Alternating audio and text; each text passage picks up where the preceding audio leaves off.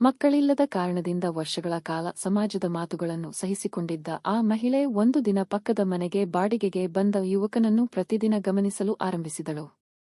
ಊರಿನ ಜನರು ಅವಳ ಬಗ್ಗೆ ಅನುಮಾನದಿಂದ ಮಾತನಾಡಲು ಶುರುಮಾಡಿದರು. ಆದರೆ ಕೆಲವೇ ದಿನಗಳಲ್ಲಿ ಹೊರಬಂದ ಸತ್ಯ ಆ ಬೀದಿಯ ಪ್ರತಿಯೊಬ್ಬರ ಕಣ್ಣಲ್ಲೂ ನೀರು ತರಿಸಿತು. ಕಾಣುವುದೆಲ್ಲ ಸತ್ಯವಲ್ಲ ಎಂಬುದನ್ನು ಆ ಘಟನೆ ಎಲ್ಲರಿಗೂ ಕಲಿಸಿತು. ಧಾರವಾಡದ ಶಾಂತ ಬಡಾವಣೆಯಲ್ಲಿ ವಾಸಿಸುತ್ತಿದ್ದ ಸುಮನ ಮತ್ತು ಅವಳ ಪತಿ ಮಧುಸೂದನ ಮದುವೆಯಾಗಿ 15 ವರ್ಷಗಳಾಗಿದ್ದರೂ ಮಕ್ಕಳ ಭಾಗ್ಯ ಸಿಕ್ಕಿರಲಿಲ್ಲ. ಚಿಕಿತ್ಸೆ, ದೇವಾಲಯ, ಹರಕೆ, ಔಷಧಿ ಎಲ್ಲವನ್ನೂ ಪ್ರಯತ್ನಿಸಿದ್ದರೂ ಅವರ ಮನೆಗೆ ಮಗುವಿನ ನಗು ಕೇಳಿಸಿರಲಿಲ್ಲ. ಆರಂಭದಲ್ಲಿ ಧೈರ್ಯದಿಂದ ಬದುಕಿದ ಸುಮನ ಕಾಲಕ್ರಮೇಣ ಸಮಾಜದ ಟೀಕೆಗಳಿಂದ ಒಳಗೊಳಗೆ ಮುರಿದು ಹೋಗಿದ್ದಳು. ಹೊರಗೆ ನಗುತ್ತಿದ್ದರೂ ಒಳಗೆ ಪ್ರತಿದಿನ ಕಣ್ಣೀರು ಸುರಿಸುತ್ತಿದ್ದಳು. ಅಷ್ಟರಲ್ಲಿ ಪಕ್ಕದ ಮನೆಯ ಖಾಲಿ ಭಾಗಕ್ಕೆ ಹೊಸದಾಗಿ ಬಾಡಿಗೆಗೆ ಬಂದ ಯುವಕ ಅಕ್ಷಯ ಆ ಬೀದಿಯ ಎಲ್ಲರ ಗಮನ ಸೆಳೆದ. ಅವನು ಹೆಚ್ಚು ಯಾರೊಂದಿಗೂ ಬೆರೆಯುತ್ತಿರಲಿಲ್ಲ. ಬೆಳಗ್ಗೆ ಬೇಗ ಹೊರಟು ರಾತ್ರಿ ತಡವಾಗಿ ಮನೆಗೆ ಬರುತ್ತಿದ್ದ. ಕೆಲವೊಮ್ಮೆ ಚಿಕ್ಕ ಮಕ್ಕಳ ಆಟಿಕೆಗಳು, ಪುಸ್ತಕಗಳು ಮತ್ತು ಬಟ್ಟೆಗಳನ್ನು ಖರೀದಿಸಿಕೊಂಡು ಬರುತ್ತಿದ್ದುದನ್ನು ಸುಮನ ಗಮನಿಸಿದಳು. ವಿಚಿತ್ರವೆಂದರೆ ಅವನ ಮನೆಯಲ್ಲಿ ಯಾವ ಮಗು ಕೂಡ ಇರಲಿಲ್ಲ. ಇದರಿಂದ ಅವಳ ಕುತೂಹಲ ಹೆಚ್ಚಾಯಿತು. ಕೆಲವು ದಿನಗಳ ನಂತರ ಸುಮನ ಮನೆಯ ಮುಂದೆ ಆಡುತ್ತಿದ್ದ ಬಡ ಮಕ್ಕಳಿಗೆ ಊಟ ನೀಡುತ್ತಿದ್ದಾಗ ಅಕ್ಷಯ ಕೂಡ ಅವರ ಜೊತೆ ಬೆರೆತು ಮಾತನಾಡುವುದನ್ನು ಕಂಡಳು. ಆ ದಿನದಿಂದ ಅವಳು ಪ್ರತಿದಿನ ಕಿಟಕಿಯಿಂದ ಅವನ ಚಟುವಟಿಕೆಗಳನ್ನು ಗಮನಿಸುತ್ತಿದ್ದಳು. ಇದನ್ನು ನೆರೆಹೊರೆಯವರು ಬೇರೆ ರೀತಿಯಲ್ಲಿ ಅರ್ಥ ಮಾಡಿಕೊಂಡರು. ಮಕ್ಕಳಿಲ್ಲದ ಹೆಂಗಸು ಪಕ್ಕದ ಮನೆಯ ಯುವಕನ ಕಡೆ ಹೆಚ್ಚು ಗಮನ ಕೊಡುತ್ತಿದ್ದಾಳೆ ಎಂಬ ಗುಸುಗುಸು ನಿಧಾನವಾಗಿ ಇಡೀ ಬಡಾವಣೆಯಲ್ಲಿ ಹರಡಿತು. ಸುಮನ ಈ ಮಾತುಗಳನ್ನು ಕೇಳಿದರೂ ಏನೂ ಹೇಳಲಿಲ್ಲ, ಏಕೆಂದರೆ ಅವಳ ಮನಸ್ಸಿನಲ್ಲಿ ಹುಟ್ಟಿದ್ದ ಕುತೂಹಲಕ್ಕೆ ಬೇರೆ ಕಾರಣವಿತ್ತು.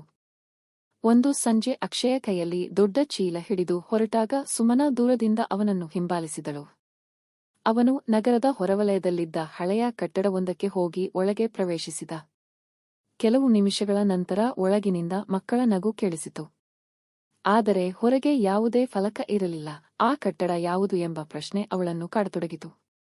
ಮರುದಿನ ಅಕ್ಷಯ ಕೆಲಸಕ್ಕೆ ಹೋದ ನಂತರ ಆ ಸ್ಥಳಕ್ಕೆ ಹೋದ ಸುಮನ ಅದು ನೋಂದಣಿಯಾಗದ ಸಣ್ಣ ಅನಾಥ ಮಕ್ಕಳ ಆರೈಕೆ ಕೇಂದ್ರ ಎಂಬುದನ್ನು ತಿಳಿದು ಬೆಚ್ಚಿಬಿದ್ದಳು. ಅಲ್ಲಿದ್ದ ಕೆಲವು ಮಕ್ಕಳು ದೈಹಿಕ ಅಸ್ವಸ್ಥತೆ ಹೊಂದಿದ್ದರು. ಅಕ್ಷಯ ಪ್ರತಿದಿನ ತನ್ನ ಸಂಬಳದ ಬಹುಭಾಗವನ್ನು ಅವರ ಆರೈಕೆಗಾಗಿ ಖರ್ಚು ಮಾಡುತ್ತಿದ್ದನು. ಆದರೆ ಇನ್ನೂ ಒಂದು ರಹಸ್ಯ ಉಳಿದಿತ್ತು. ಇಷ್ಟು ಚಿಕ್ಕ ವಯಸ್ಸಿನವನಿಗೆ ಈ ಮಕ್ಕಳ ಮೇಲೆ ಇಷ್ಟೊಂದು ಮಮತೆ ಏಕೆ ಎಂಬ ಪ್ರಶ್ನೆಗೆ ಉತ್ತರ ಇರಲಿಲ್ಲ. ಕೆಲವು ದಿನಗಳ ನಂತರ ಆ ಕೇಂದ್ರದ ವೃದ್ಧ ನಿರ್ವಾಹಕರು ಸುಮನ ಜೊತೆ ಮಾತನಾಡುವಾಗ ಒಂದು ಹಳೆಯ ಫೋಟೋ ತೋರಿಸಿದರು. ಅದರಲ್ಲಿ ಅಕ್ಷಯ ಕೂಡ ಚಿಕ್ಕ ಹುಡುಗನಾಗಿದ್ದ. ವರ್ಷಗಳ ಹಿಂದೆ ಇದೇ ಆಶ್ರಮದಲ್ಲಿ ಬೆಳೆದಿದ್ದ ಅನಾಥ ಬಾಲಕನಾಗಿದ್ದ ಅವನು ಉದ್ಯೋಗ ಸಿಕ್ಕ ನಂತರ ತನ್ನನ್ನು ಬೆಳೆಸಿದ ಆಶ್ರಮವನ್ನು ಗುಪ್ತವಾಗಿ ನೋಡಿಕೊಳ್ಳುತ್ತಿದ್ದ. ಯಾರಿಗೂ ತಿಳಿಯದಂತೆ ಮಕ್ಕಳ ಶಿಕ್ಷಣ, ಔಷಧಿ ಮತ್ತು ಊಟದ ಎಲ್ಲಾ ಖರ್ಚನ್ನು ಹೊತ್ತುಕೊಂಡಿದ್ದ. ಈ ಸತ್ಯ ತಿಳಿದ ಸುಮನ ಅವನ ಬಗ್ಗೆ ಅಪಾರ ಗೌರವ ಹೊಂದಿದಳು. ಆದರೆ ಊರಿನಲ್ಲಿ ಹರಡುತ್ತಿದ್ದ ಅಪವಾದಗಳು ಇನ್ನೂ ನಿಲ್ಲಲಿಲ್ಲ. ಇದೇ ವೇಳೆಯಲ್ಲಿ ಆಶ್ರಮಕ್ಕೆ ಸರ್ಕಾರದಿಂದ ನೋಟಿಸ್ ಬಂತು. ಹಣದ ಕೊರತೆಯಿಂದ ಆಶ್ರಮ ಮುಚ್ಚುವ ಪರಿಸ್ಥಿತಿ ಎದುರಾಯಿತು. ಅಕ್ಷಯ ಒಬ್ಬನೇ ಎಷ್ಟೇ ಪ್ರಯತ್ನಿಸಿದರೂ ಸಾಕಾಗಲಿಲ್ಲ. ಈ ವಿಷಯ ತಿಳಿದ ಸುಮನ ತನ್ನ ಮದುವೆಯ ಸಮಯದಲ್ಲಿ ತಂದೆ ಕೊಟ್ಟಿದ್ದ ಆಭರಣಗಳನ್ನು ಮಾರುವ ನಿರ್ಧಾರ ಮಾಡಿದಳು. ಆದರೆ ಅದನ್ನು ಯಾರಿಗೂ ತಿಳಿಯದಂತೆ ಮಾಡಲು ಪ್ರಯತ್ನಿಸಿದಳು. ಆಕೆಯ ಪತಿ ಮಧುಸೂದನ ಈ ವಿಚಾರ ತಿಳಿದು ಮೊದಲಿಗೆ ಆಶ್ಚರ್ಯಪಟ್ಟರೂ ನಂತರ ಸಂಪೂರ್ಣ ಬೆಂಬಲ ನೀಡಿದ. ಇಬ್ಬರೂ ಸೇರಿ ಆಶ್ರಮ ಉಳಿಸುವ ಕೆಲಸಕ್ಕೆ ಕೈಜೋಡಿಸಿದರು.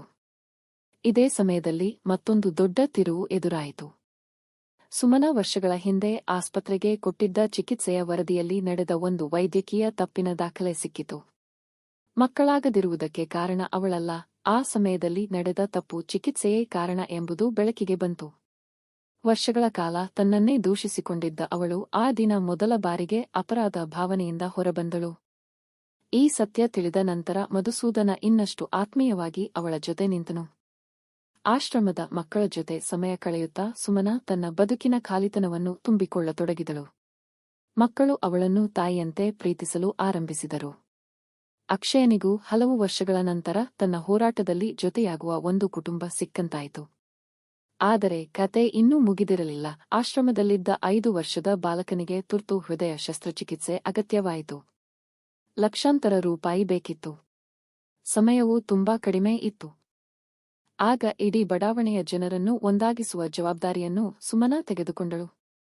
ಅವಳ ಬಗ್ಗೆ ತಪ್ಪಾಗಿ ಮಾತನಾಡಿದ್ದವರೇ ಈಗ ಸಹಾಯಕ್ಕಾಗಿ ಮುಂದೆ ಬಂದರು. ಸಮಾಜದ ಅನುಮಾನವನ್ನು ಸಮಾಜದ ಕರುಣೆಯಾಗಿ ಬದಲಿಸಿದ ಕ್ಷಣ ಅದಾಗಿತ್ತು.